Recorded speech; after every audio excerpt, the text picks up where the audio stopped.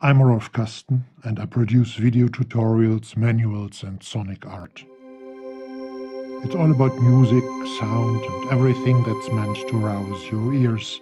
Welcome to part 3 of my series about Zebra's presets. Welcome to the second video of mine concerning Glitch Machine's palindrome. Today it's about choosing samples. I talked a lot about... Welcome to the second part of our series about the my tutorial about the sequencer functionality of Arturia's keystone. It's all about helping you to get creative, to be creative, and to stay creative in the realm of audible things. Let me mention only a few examples. There are videos about how to make use of granular sound processing. Indeed, there is a whole series of videos, 20 so far, about that matter. This first part is just a brief overview to get familiar with the diverse parts of the user interface. When we talk about the delay functionality of Crusher X, we have to distinguish 4 situations. First, auto trigger of the buffer is active. The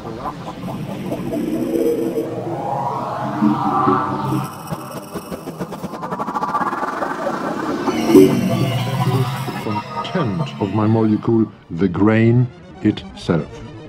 And what's more, by doing so, I'm able to mimic and to reflect the common goings on a, let's say, macro level, even on this microscopical level of sound, which I call grain. There has been a completely new... There are workshops explaining how frequency modulation really works. This kind of synthesis dominated the popular music in the 1980s. Yamaha's famous DX7 synth must not go unmentioned here. Which is available for free.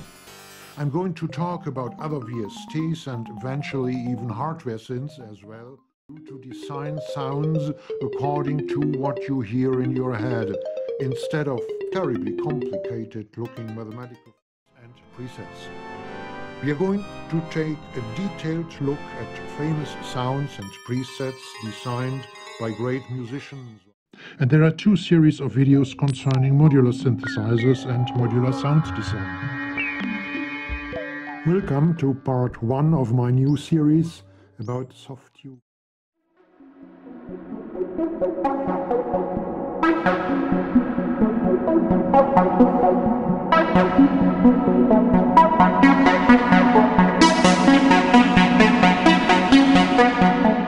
Welcome to my series.